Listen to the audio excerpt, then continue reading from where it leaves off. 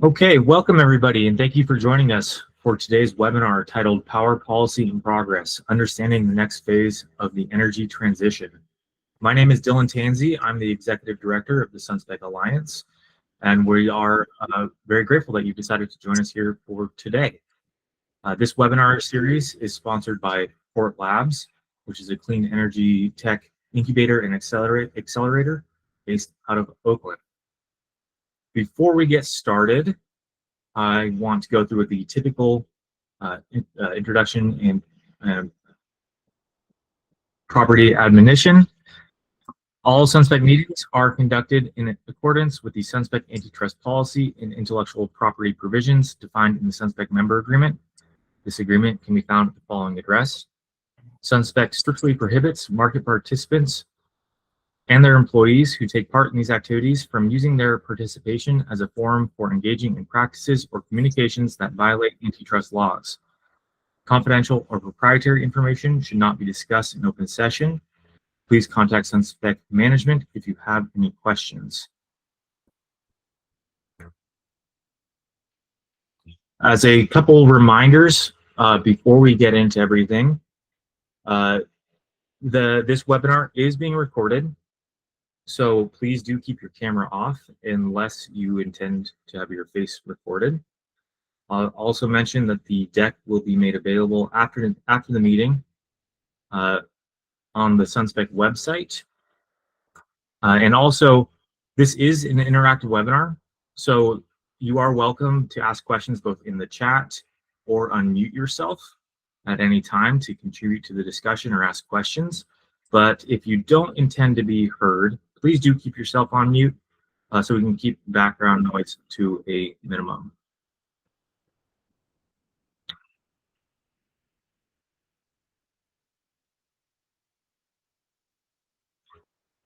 So, oh, sorry, actually, yeah, go back to the photos. Thank you. So like I said, this is the second webinar in the 6-part SunSpec Connect Webinar Series. In the first webinar, which we held on October 2nd, about 2 weeks ago, we looked at current events in the industry and the other active SunSpec initiatives, the things that are happening right now. That recording and deck are available on the website for this webinar series. In the next 4 meetings in this webinar series, we're going to be looking ahead and hearing from experts like Steve Kang of Quality Logic, who will discuss the future of the IEEE 23.5 protocol. We'll be hearing from Damon Kocher of SecureG, which is our PKI infrastructure provider, who will be looking ahead to quantum agility and DER PKI rollout. We'll be hearing from Jan Rippengale of Blue Banyan, who's a member of our board, of the SunSpec Board of Directors, who will discuss solar finance and its reliance on data throughout the value chain. And we'll be hearing from Vish Ganti of DER Security Corps, who will discuss the future of the growing open source community, developing DER applications using SunSpec Modbus. But before we look ahead into the future, it's important that we take a moment to reflect on the past and understand how we got to where we are now, because you can't understand where we're going without understanding where we've been. And so to that end, we've invited Dr. Eric Vettel to introduce his upcoming book and discuss the 21st century history, covering the first 15 years from about 2000 to 2016 of the US DER industry. Eric is the president of the American Energy Society, where he leads strategic initiatives to advance energy literacy, foster civil dialogue, and support innovation across policy, markets, and technology. He's a historian of science, or a solar historian, with a PhD from the University of Virginia and degrees from Stanford. He's also he has held fellowships at UC Berkeley and directed the Woodrow Wilson Presidential Library. His leadership has grown the American Energy Society into a global platform for thought leadership and collaboration in the energy sector, and we're honored to be partnered with him for today's webinar. Before we get into it, many of you here today are living actors in the history, and people's experience and perspectives can certainly vary widely. So we strongly encourage you to actively join today's discussion and offer your commentary. So like I said earlier, if you don't intend to be heard, keep yourself on mute, but we do strongly encourage you to go ahead and at points where we invite discussion, unmute yourself, go ahead and ask questions and offer your own perspectives. And you know, who knows, your comments may end up in the final published version of Eric's work. So he'll introduce his upcoming book. We'll have opportunities for discussion. Like I said, don't hesitate to join in at all today. So without further ado, I'll pass it off to Dr. Eric Vettel. Thank you, Dylan. Thank you very much. And by the way, you're not kidding when you say it might end up in the final version. My conversation with Tom just yesterday, already I had to go back and add a few details. So absolutely. And in fact, from a selfish standpoint, I have to say that I've been looking forward to this opportunity because I am a historian. And rare is the opportunity for a historian to actually speak directly with the actors. In this particular case, the revolutionaries is what I like to call them. It's sort of like a historian of the American Revolution getting a chance to speak directly to George Washington or Thomas Jefferson or Paul Revere. And so selfishly, I would much rather just open this up to questions with the audience. But I will I'll walk through kind of the structure, the outline, the focus of my book, and then we'll get into the fun stuff, back and forth, if that's okay, Dylan. Sounds great. Please go ahead and share your deck with the remaining slides. And I'll probably be going back and forth. So let me go here. We'll start with current slide. There we go. So my forthcoming book is called The Pivot, and we'll come back to that in a second. It's History's Unfinished Energy Revolution between the years 2000 and 2016. It is a continuation of Dan Yergin's Pulitzer Prize-winning book called The Prize, which is essentially about the rise of hydrocarbon man, absolutely brilliant term that he coined. His book, The Prize, I think if you had to summarize it into just a couple words, it is the rise of hydrocarbon man. And so my book is, I'm aiming a continuation of that story. My publisher and I are having a bit of a disagreement. I hope he's not listening right now, about the subtitle of this book. He wants to call it History's Unfinished Energy Revolution. I want to call it History's Inevitable Energy Revolution. My conversation with Tom yesterday convinces me that I'm right, but probably it's both unfinished and inevitable. So, which leads me to a few points before I go into the book. This is a work of history. I'm not a journalist. There are no gotchas. I'm not advocating or lobbying for a particular opinion. As a historian, I'm simply trying to get the story right. And then the other point is the title is essential in this book. It really is a book about pivots. I believe that this energy revolution from the outset was defensive and reactive. It was always reacting to external events and trying to pave a new path on the fly, in a sense, which creates for a chaotic and uneven but really rich story to tell, I believe.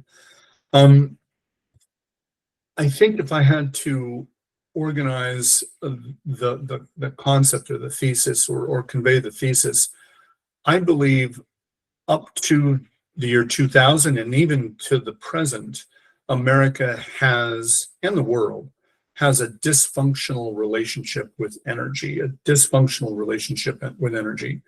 And I open in the first chapter with a discussion of that dysfunction with an example. I just focus on one day in history, October 12th, the year 2000. October 12th, the year 2000. On that day, it was just an incredible coincidence of timing of events. On October 12th, 2000, terrorists blew a hole in the USS Cole while it was ported in Aden in Yemen, getting ready to patrol the Middle East, instantly killing themselves, the terrorists, and 17 American sailors and injuring many more. Also on October 12th, 2000, on the exact same day, almost the same moment, half a world away in Marta County, Kentucky, a containment wall of a coal slurry pond gave out releasing 300 million gallons of coal ash sludge, which is, by the way, 30 times more toxic than the liquids that leaked from the Exxon Valdez and Alaskan waters a decade prior. By the next morning, that black waste, as thick as a chocolate shake, had drained into the entire region's water table. Also, on October 12th, 2000, and many of you, I think, probably remember this, the wholesale price of electricity purchased by California utilities closed at $1,400 per megawatt hour. Yeah, $1,400 per megawatt hour, or about 800% higher than the year before. And by the way, California's electricity market was so dysfunctional that the state's credit rated lower than junk.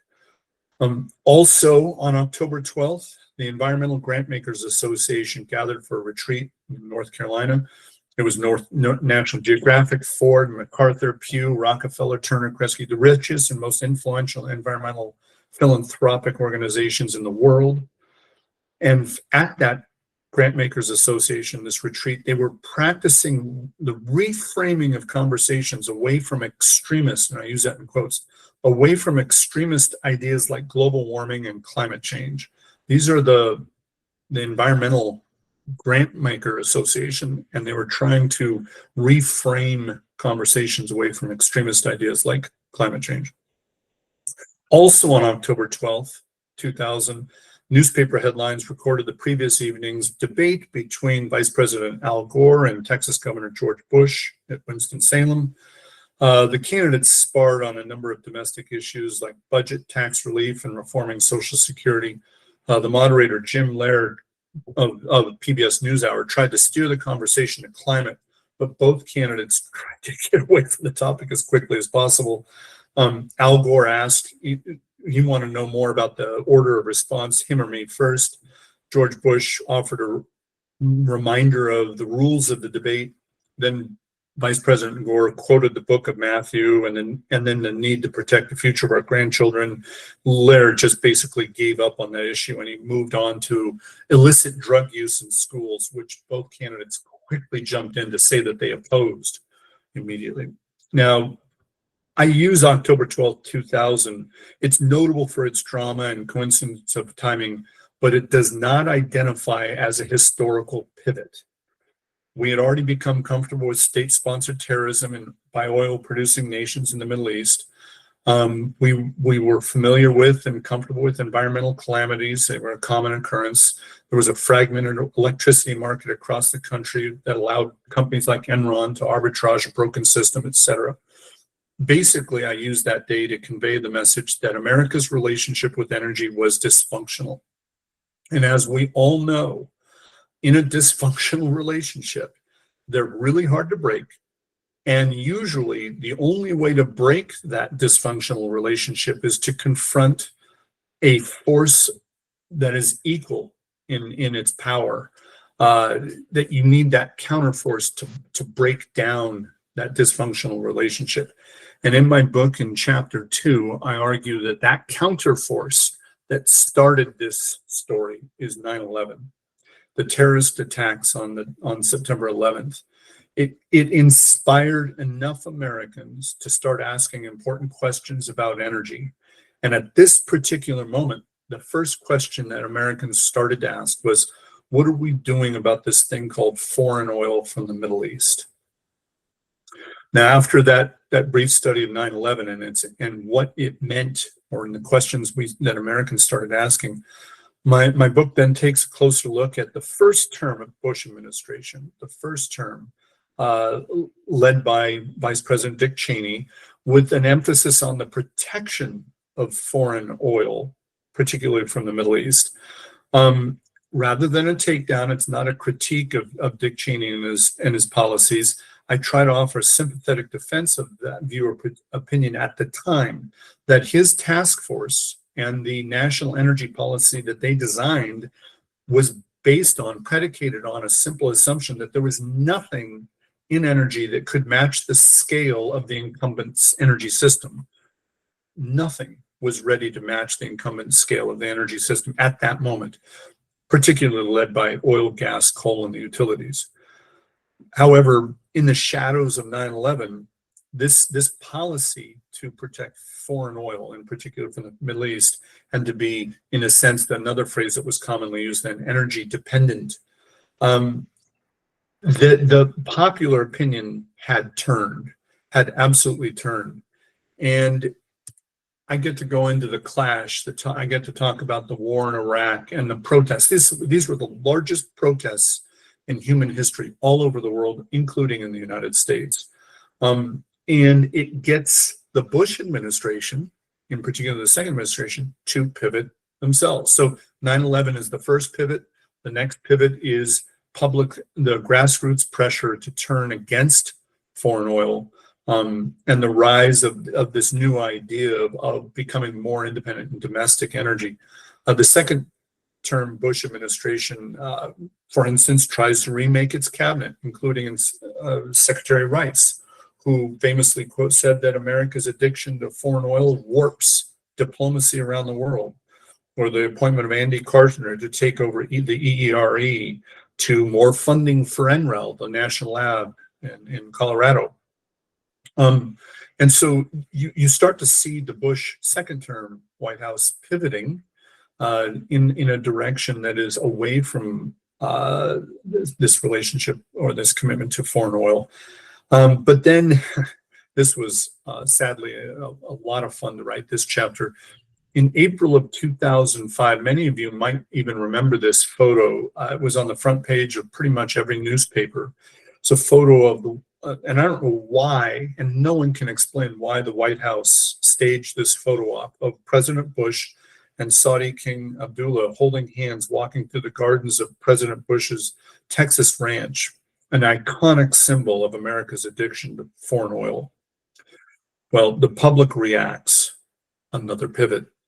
Approval ratings for the Bush presidency and Cheney in particular plummet to all-time lows. In fact, Cheney's approval rating was 16%.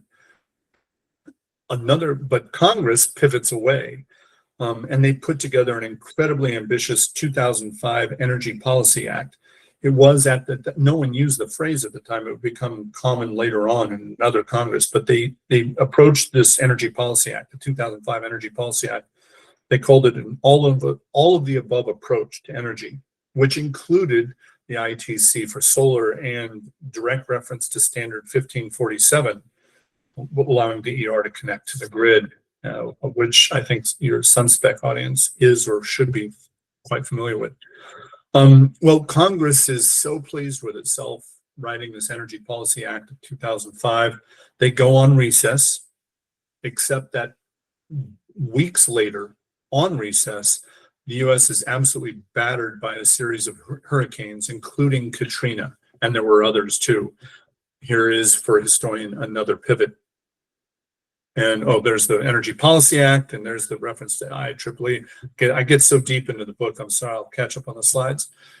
Katrina, as you probably many of you well remember, it was devastating, but it also adds a new conversation to this idea of an energy revolution. All of a sudden, what was once a talk about becoming energy independent now adds another layer of conversation about the climate. That climate becomes in part a more forceful, more purposeful part of that conversation. And then I'll dig in a little more into greater detail here, just because of this particular audience. And what I argue, the solar revolution begins during the 2005 holidays, right after the series of hurricanes, including Katrina. The solar revolution begins in the 2005 holidays when 3 IPOs drop, including Sun Power, I think it was. But I also, in this chapter, get to reference a special episode of Oprah with her sidekick Leonardo DiCaprio on climate change. This is also the timing of the release of Al Gore's Inconvenient Truth. And I really enjoyed writing about the 2006 solar rush, which reached a fever pitch on October 20th, 2006, when California's new governor, Arnold Schwarzenegger, makes an impromptu appearance at the Solar Power Conference and Expo in San Jose. And by the way, the crowd went nuts when he said 1 million rooftops. Well, 2006, I call it the solar rush, but 2007 made that solar rush looked like teething troubles. It was an explosion of peripherals and adjacent industries like mirrors, inverters, trackers. The rush was on. I talk about Danny Kennedy, who had just arrived from Australia, raising $6 million to launch Sungivity, Bill Gross, and Energy Innovations. Jane Fonda talks her husband, Ted Turner, into investing $3 million into DT Solar. They didn't know if it was a large-scale solar developer or an installation company. No one really knew, but it didn't matter because after installing a 21-megawatt system for SoCal Edison and a 30-megawatt system on Ted Turner's farm, the company DT Solar was acquired by First Solar for $30 million that same year. So that $3 million investment turned into a $30 million revenue gain. Much like the California gold rush, let me just see where we're going. Oh, there's our inconvenient truth. And by the way, Aaron, there's your slide in the lower right-hand corner. Thank you. See, our conversations already are shaping this. Much like the California gold rush of the 19th century, the California solar rush attracted way too many sketchy installers with no qualms about haphazard systems and no warranties. Was the roof strong enough to support heavy panels? Did the amperage match the home fuse box? Was the system grid tied or off grid? Or was it both or neither? It got so bad, customers would hold installers hostage until they could prove the panels were delivering electrons. And so this is where I get to tell the story of Tom leaving Fat Spaniel's renewable energy monitoring company and launching SunSpec Alliance. Oh, where's my slide of SunSpec Alliance? I lost it. Let's pause there real quick. Tom, why don't you hop in right now and offer a few comments about your perspective, where we were right at that moment when the SunSpec Alliance got started. Well, great. Well, first of all, yeah, Tom Tansey. So that's the Tom that Eric has been referencing here. So, hey, nice to see everybody again. And well, I suppose that I was one of those that was inspired by the events that Eric talked about before. At the time of the California blackout, I was just coming out of yet another startup, Silicon Valley startup, and wondering, what am I going to do more useful with the latter half of my career. But by the time we reached 2009, which was when SunSpec was formed, as Eric mentioned, I was working with this company that was doing solar monitoring. So that was my choice to sort of pivot, in my case, out of wide area network acceleration to get into the renewable energy business and to get us on to this new energy supply. And so we had a nice little startup company. We'd raised, I don't know, $15 million or so. And we spent a lot of time, and I was running the operation and running deployment and development and so forth. And one of the main problems that we were facing is basically the incompatibility of equipment. So every time we'd get a new customer, we'd have to do more engineering work to bring their site online. And so at that point, we had decided that there needed to be sort of a standard interface, the standard drivers for all this type of equipment, because that was the only way that we'd achieve any type of scale. I'll also mention that right about that same time, the German market, which was really starting to roar with the feed-in tariffs and so forth, was experiencing grid stability problems because it had been so successful at installing solar that they ran into what was known as the 50.2 hertz problem. And what that means is that the nominal frequency of the German grid is 50 hertz, and once you get 0.2 of a hertz above that, then the inverters start tripping off. So instead of providing grid support, they actually become grid destabilizing. And so another thing that happened in that year is the United States, which effectively kind of invented the solar business in the first place. I mark that as the time that it really decided to get serious about entering the business. Yes, there was a lot of enthusiasts at that time that were building the market and was growing rapidly, but nowhere near the rate that the European market was growing. But Europe achieved this accomplishment where they had 5 to 15% penetration of solar, and their inverters started tripping off, and so U.S. innovators came to the fore to help invent or largely define the smart inverter. So that was kind of really interesting development. So we have the confluence of standardized drivers for the equipment at the time that we're getting much more powerful power conversion systems. And from there, that's SunSpec then went from a company that was building interfaces for all types of supporting equipment, meters, trackers, combiner boxes, you name it, to where we really started to hone in on the inverter as the main, the brain of the system, the thing that needed to be most standardized. And what got dragged along with that, of course, were the meters and batteries as well, to the point where we're at today, where we're more involved in sort of grid support and ancillary market operations that exercise these inverters than just doing the basic power conversion that these things were originally set out to. I have a question. That's really what I find. There's so much there, and thank you. Unbelievable. There's so much there. What's interesting that you mentioned here is not that technology, the inverters, the monitoring technologies, all that. It's not that these technologies were initiating a technological revolution, but Right. they were actually being created in order to gain some sort of semblance of order in a revolution that was happening. Do you see what I'm saying? It's a cause and effect issue that many, we think about the car, the innovation of the car, which creates this transportation revolution, and we can go through all these, but in this particular case, this energy revolution, what you're describing is incredible, that technologies were reacting to something that was just a mess. Yeah, and to that point, and this was a real head scratcher for me at that time. The solar business was a $200 billion a year, approaching $200 billion a year even that time. Maybe it was 150 billion, but it's now 250 billion. But in any case, it was the type of a problem that I guess I never had really worked on before, where it was all about gaining scale and less about any sort of fundamental breakthrough, because the fundamental breakthroughs had been done. Now is this applied side. And it really was about scale. Business models, PPAs, everything was about scale, wasn't it? That's right. Continues to be about scale. And then which is that whole tension between the inevitable and the unfinished revolution, and it continues.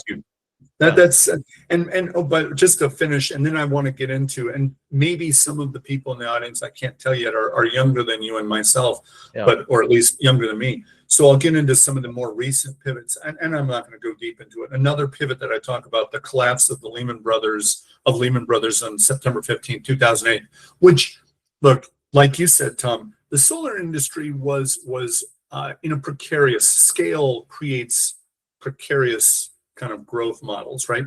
But the Lehman Brothers collapse and the collapse of the financial system does not help the rise of clean tech. There's also the pivot of the election of Obama. We spoke yesterday, and Aaron, you mentioned it. Sunshot Initiative was certainly a pivot in all this too. But I also tell the story in my book that there were pivots happening in oil and gas too. The development of unconventional shale techniques in the fields, in the basins, horizontal drilling and fracking, et cetera, but also the application of IoT in the digital oil field. I also talk about, and in my book, and I'll just jump right to it, my book ends on April 16th when Hillary Clinton is speaking in Ohio at a campaign stop, and she says, we're going to put a lot of coal miners out of work. This was the final pivot in this particular part of the story of my book. And I'll pause there. I do want to get back, Tom. I thought your comments were great, and I want to open it up for other comments. But this is a story about pivots, and it is a reactive industry. Would love to hear people's experiences, what they saw, what their motivations were. Did they, if those of you that remember 9/11 or that remember Katrina, that remember that these are historical events during, just from a historian's standpoint, an incredibly rich era. I'll pause there. Aaron, do you want to help guide some questions or seed some questions? Absolutely. Hi, everybody. I am the Aaron that Eric has been talking about. Nice to see that we have a lot of people with us today. If you have any questions, you can raise your hand or you can put them in the chat. Robert Cook just raised his hand. Oh, good. Okay. Robert, please come off mute and ask us your question. Oh, no, I can't hear him. Oh, Robert, you are still muted. I'm still. There you are. I want to thank you, Eric, for this, and I welcome your invitation to have a conversation. My conversation is a little more about the history of our understanding of energy rather than the actual progress in this transition. And my background really in energy comes from the 70s, working with Buckminster Fuller and Amory Lovins, and attending some Club of Rome events with the Limits to Growth team, and the period in 1975 where you had great thinkers working on the basic growth question. And then I'll add Howard Odum, which revolutionized our understanding of how to even analyze energy. And what he brought to the table was this notion that to really understand usable energy, you had to know what the net energy was. And that created a whole kind of pivot in how we were moving forward. So I also was involved with the peak oil organizations in the early and mid the mid 2000s, with both the International and the American Association. Learned a lot about the oil and gas industry, and and peak oil was going to be a pivot. We in the sort of the sustainability sector of this movement were really hoping that peak oil would be the driving force, that just the scarcity issue, the increasing cost of the diminishing rate of returns would drive a basic shift into looking at the economics of the renewable energy revolution. So that's there. But I just want to ask you, in your thinking and writing, to think about this question of what are the possible pivots going forward. We need to accelerate this. The future of the planet depends upon this, and the fuse is very short. And the more we learn about planetary biophysical dynamics, we understand how much shorter this window is. And because many of us activists are grappling with this issue of how do we deal with this urgency problem.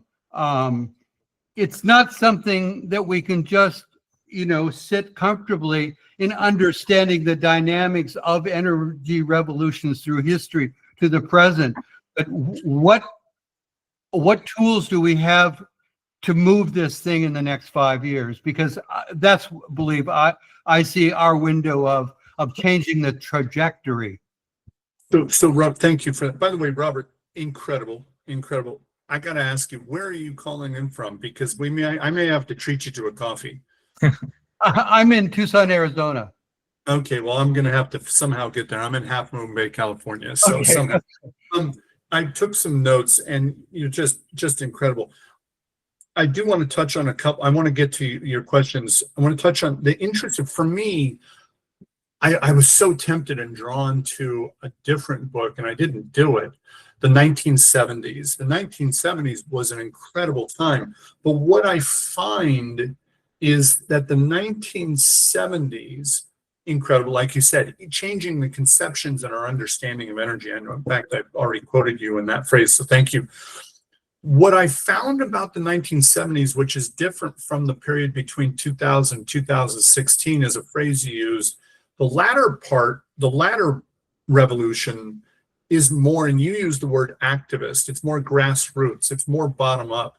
Whereas the 1970s, incredible policy from Lemons, from top down, but it reached, as it trickled down, I started to see, get a sense that there was resistance at the grassroots level. Do you remember the phrase "can't drive 55"? Do you remember that, when they tried to they tried to implement the 55-mile-an-hour speed limit, and that was going to save it, or Carter installing solar panels? I don't think it lasted that many months, if not years, before it was taken off. And so I find the 1970s. Reagan made a gesture out of it too. Yeah. That's right. And I was reminded of a quote by Martin Luther King, who was actually referencing the civil rights movement when he said, policy that can be made can be unmade. And he was actually talking about a different set of policies, but it's a phrase: policy that can be made can be unmade. And I found that the 1970s push was a lot of brilliant policy that was unmade, just like you said, Reagan making a show of some of this stuff. Whereas this revolution between 2000 and 2016, I keep seeing it gurgling from the top, such as SunSpec Alliance, such as Tom and his efforts. It's nobody from the top saying do this, it's about seeing an opportunity. But to go forward, you asked pivots going forward. I struggle, and it's hard for me as I write this, because every time I see an attempt to find a solution through policy mechanisms, I see fissures, I see conflict, I see division. Every time I see a method to solve this problem through capital markets, I see competition between competing interests, that people are fighting for market share and grabbing as much as they can. So there's a lot of conflict, and we move forward awkwardly. Where I think we're aiming, because we can't quite seem to find a way to get along, to talk to each other, it's technology. It always seems to go back to technology. The technological advances seem to be the thing that gets us to pivot, to move forward. If I can hop in here. Yeah, absolutely. Go ahead. Yeah, I think we had a very interesting webinar a month or two ago with Dr. Paul Stockton, who has a DoD and Department of Defense and Department of Energy background, and he highlighted a potential paradigm for a future pivot where we reframe DER and solar from an environmental perspective to actually a national security perspective. I mean, you can tie that back to Hurricane Katrina, not a foreign actor, but a devastating event in our history where distributed energy could have saved lives and benefited national security. So, you know, Tom, to your point, you hear now, I'm hearing all sorts of talk within the automotive, the manufacturers, them questioning some of their marketing techniques. I'm a historian, don't pick sides, right? We're nonpartisan. But I'm starting to hear the marketing department say, should we have been marketing electric vehicles as a climate initiative or as just technologically superior to the internal combustion engine? Maybe it was just, we went too far in shaping and cornered this market too much. It's just conversations I'm hearing. I'm not saying that they're right, I'm not saying they're wrong, but it aligns with what you just said about aligning DER not as a climate driven initiative, but as a national security issue. And I think that's consistent and brilliant, because it allows us to open up. And Tom, we talked about this. Dave Danielson, brilliant former head of ERE, now running Breakthrough Energy Ventures. He said, it is possible to talk about this in a way that unites Republicans and Democrats, blue and red, climate and capitalists. I mean, you name it. There is a way to talk about these things where there's common ground. It's just that somehow we got off that track, which is the point of my story. Yeah, thank you. We also have Tom's hand up. Go ahead, Tom. Oh yeah, well, okay, yeah. I was just gonna chime back in. So I certainly agree that you know there is a intellectual pivot, I think, taking place around distributed energy is being both something that needs to be protected, but also as critical to our way of life, and therefore, you know, worthy of investing in protecting it. That's for sure. But I would say that the pivot that we're in the middle of right now is electrification of society. And since I have been around for a while and seeing how long it takes these things to develop, and about all the second guessing that takes place during the middle phases. Okay. Hey, are we marketing it the right way? Are we on the right path? Should they change my job and get something else to do? And then, but then as time goes on, you know, the electrification is inevitable. So to your point about car companies, about how they marketed their initial wares, I would say at this point it doesn't matter. When you look at the R&D that's going into the electrification, the R&D that's going into transportation, and then the fraction of that that's going into electrification, which is upwards of 90%, it's game over, right? We just don't know it yet. But you know, fossil fuel interests still have gas to sell, so they're going to do that for as long as they can. But meanwhile, even in the United States, with as much pressure as we're putting on the anti-EV initiative, it's losing, right? We're still adding more charging and more cars, and despite all the naysaying. So we have another question. Tom, I just love your point about the second guess. As a historian, I love the second guessing. It tells a great story. You know, we got to sit back and say, watch this. Go ahead. Aaron, I think you got another question. Thank you. James, go ahead and come off mute. I'd love to hear your question. Oh, thank you. And thank you for putting this most enjoyable discussion on. I have a background in architecture back going into the 70s as well, in the sustainable space for that amount of time. And I wanted to thank Eric for the broad kind of industry overview, and also for using the revolutionary quote language that you have started the introduction on, because just a quick anecdote, back in the day, we were all excited solar newbies and had a conference down in Memphis. And that was over a decade ago. One of the speakers was a former Joint Chief of Staff that looked out over the audience and pointed his finger at us. He goes, "You guys are the patriots." And from a child of the late 60s, I got to tell you, that warmed the cockles of my heart and whatever else that gets warmed on my body.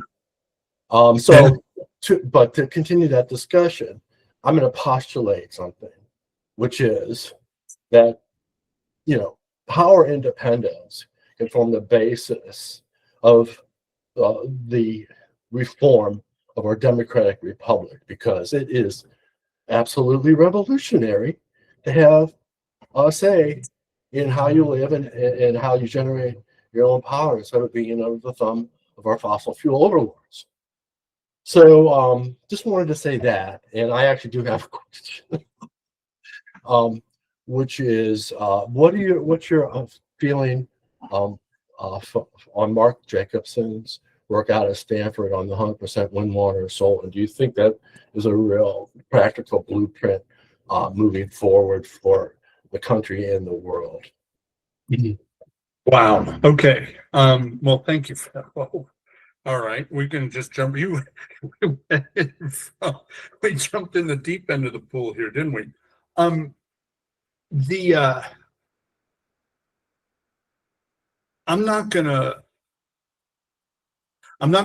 think that the audience here has a far better grasp of the technical and technological capabilities of Mark Jacobson's vision to electrify the world.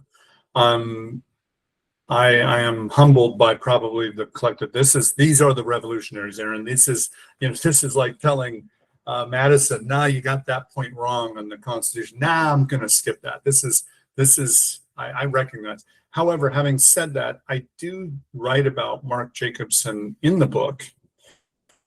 And it's unfortunate that his ideas surface the first time they really actually surface. And by the way, I think he was on Letterman, and Letterman called him the handsomest man in energy, I think is a phrase, and I'm paraphrasing. But it was unfortunate that, and as a historian, we're very sensitive to timing, that his ideas surfaced at the very moment that the industry was in hyper conflict mode. And I would love to talk with Mark just to hear what he says. Did he get caught up in that conflict? Because he also has a message of markets and new business and new jobs and things like that. But it ended up, his ideas became fodder for others and used as a and weaponized. At the same time, who's the coal? There was somebody else, the coal baron, Murray. Oh my goodness. If you want a story about a character, this guy's.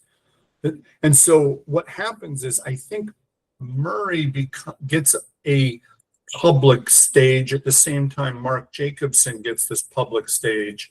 And that clash, the timing is harmful. I think that was a question from James. And so James, I don't mean to be ducking it, but what I find is Mark's vision. That's a really good answer. And I was lucky enough to see Mark speak at St. Louis University, where I ended up getting my Master's of Science in Sustainability about 15 years ago.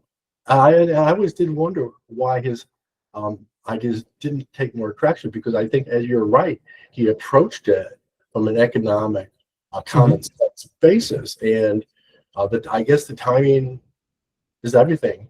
I don't know, but I really enjoyed meeting him. In timing, and it really is, because the audience, and it goes back to what Tom said earlier, the second guessing. If we're in a context where there's the tendency is less of that, maybe the idea takes hold. But it was just, I'm not going to comment on Mark's the greatness or failures or flaws of his idea, but I do know one thing as a historian: the timing was horrific. It had to be said. But in terms of gaining a wider audience, we were knee deep in it. It was a bad time. But I love the question. He definitely planted a seed there, though, which, as you On say, both sides. on On the both subtitle of your book, is both Yeah. inevitable and already in play. But he planted a seed on both sides and became, but it grew, but it also became poisonous and toxic for another faction at the same time. I repeat, the power, independent power and DER projects have the ability to transform not only our energy grid and society, but our entire, I believe, our entire culture. And the homeland security discussion should be, and it's been on the top of the list. DOD already knew this and made the pivot years ago. Yeah. It's almost like I wish we could slow down and think about how do we want to frame this before we just start talking, right?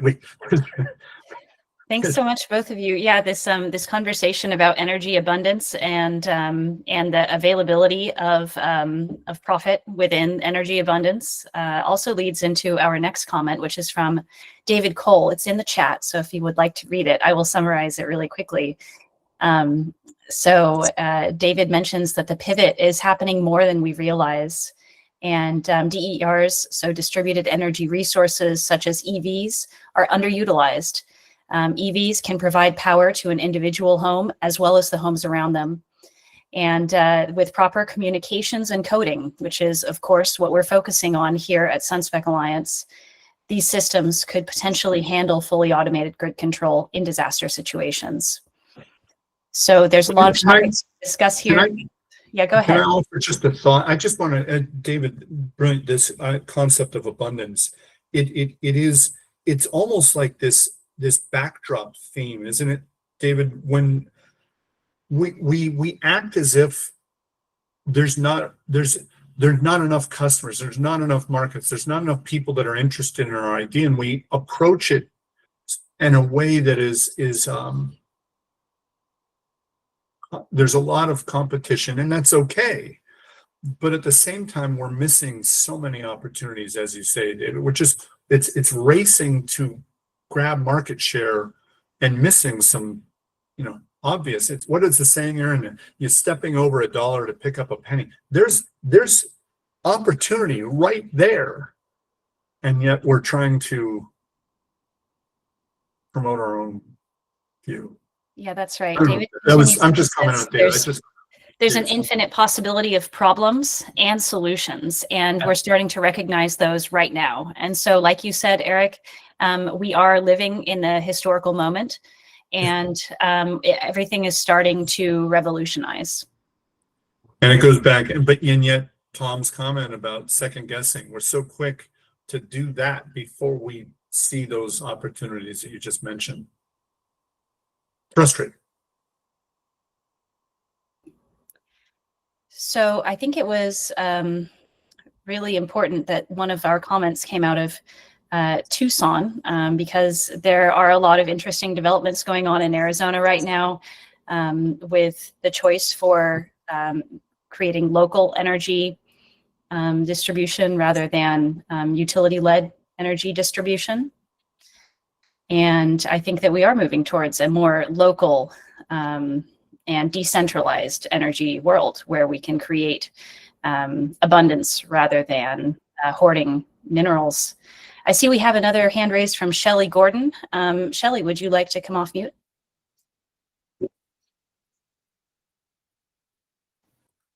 I was clicking the wrong button. Thank you, and thanks for the shout out, Bob also. So I've worked closely with Bob Cook, and Aaron's referring to, I think this is interesting, it would be great to get feedback, which is that, some of us, when Tucson put out its climate action plan back in 23, they did what they should have done, which is to open it up to the citizens of the town and have open meetings to discuss what people wanted to see in that plan. And long story short, we wanted to have the city study whether it would be, whether we could reduce rates for ratepayers with a different model. With, we are a vertically integrated monopoly utility state.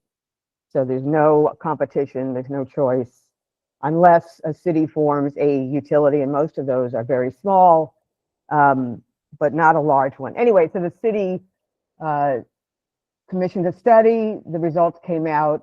They studied both municipalization and community choice aggregation, which for anyone who isn't familiar with that model, it's basically kind of a subset of a municipal utility where instead of acquiring, condemning the incumbent utility and taking over through eminent domain, they just take over procurement. So the utility, like this kind of functional partnership where the utility still delivers the power, pays for stranded assets. There's a lot to it, but that's the basic concept.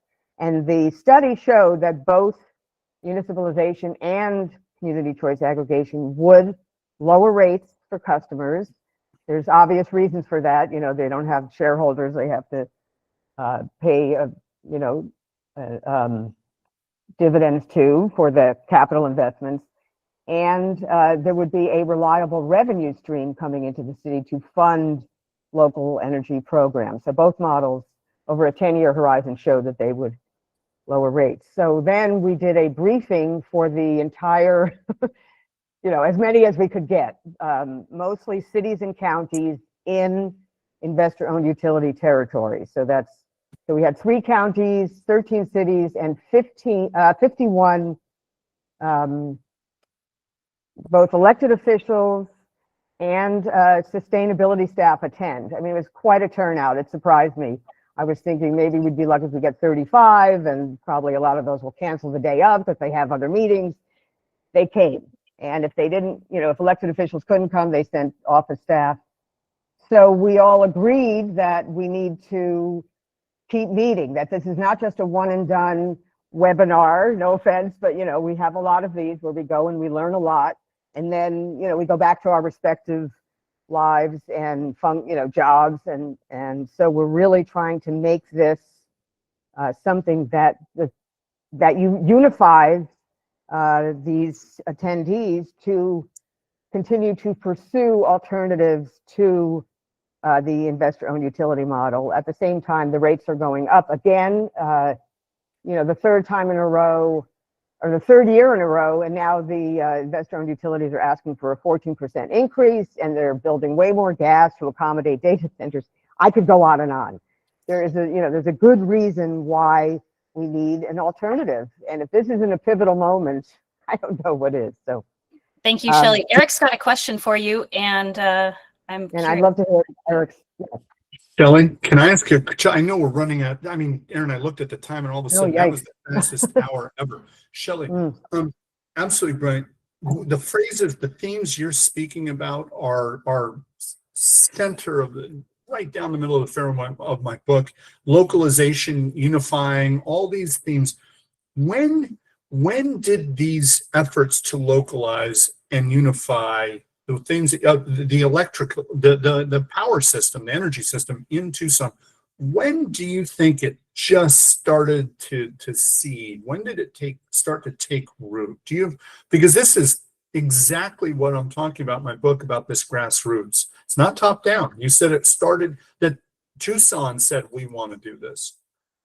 I mean, Bob could probably weigh in, but I started Arizonans for Community Choice because I was living in California when Community Choice Aggregation, or CCA, let me shorten it, started to take off. And there was a big push, and I don't have time to go into the history of why that happened, but what year, when were you in California? I write about that too. Oh my goodness. Well, I lived there for 40 years before I moved here, but write down AB 117. That's the law that, or maybe you know it, that basically, they ended retail competition, but they said, all right, here's the compromise. Cities or counties or groups of cities can take over. Shelley, were you in Marin or Berkeley? I wasn't part of AB 117. I lived in the peninsula, Palo Alto. I mean, I lived all over California, but that's where I ended up for 20 years. So anyway, that concept, we brought it here. And so it's been at least 5 years that we've been working on this. We have met with Republican legislators about competition. I found a Republican, that's how you have to work in Arizona. You have to make friends with Republicans because they dominate the legislature, and they all were in favor of competition, but nobody wants to take on particularly APS, which is the largest IOU in the state, and they lead the charge. There's a lot there. I mean, we can talk offline about it, but we have done a lot to move this forward. But we feel like now that we have, and we're going to meet with them. I mean, I'm going to talk to them individually because I want to make sure they come back. I know how this goes. I mean, I'm not cynical, but I'm not naive either. So it was a great meeting, a lot of enthusiasm, but we got to keep nurturing those relationships. So thank you. Did I answer your question? I don't know. Thank you, Shelley. I think you will connect offline. And of course, many of us are hopefully going to connect over these topics and themes. I see that Tom chatted, that Shelley's comments indicate that change is inevitable. And so let's end the meeting here today. Thank you very much. Thank you, everyone who had questions, everyone who had comments. This was a very productive and interesting session. So thank you especially to Dr. Vettel, and we look forward to your book, The Pivot. And we invite you to attend the next 4 webinars in the 6-part webinar series, where we're going to look more at the technology future and innovations that's going to help us drive the continued growth of the DER industry. Yep. Next webinar is October 30th, so stay tuned. Thanks, everybody. Thanks. Bye for now. Thank Thanks, you. everyone.